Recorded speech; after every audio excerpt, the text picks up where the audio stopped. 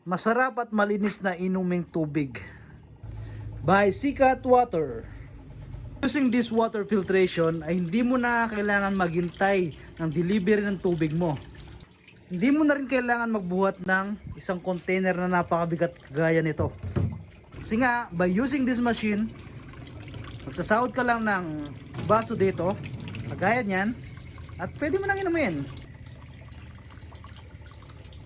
Meron ka ng unlimited drinking water. Kaya meron tayong sample unit dito. Ayan, i-demo lang natin ng konti. Ayan.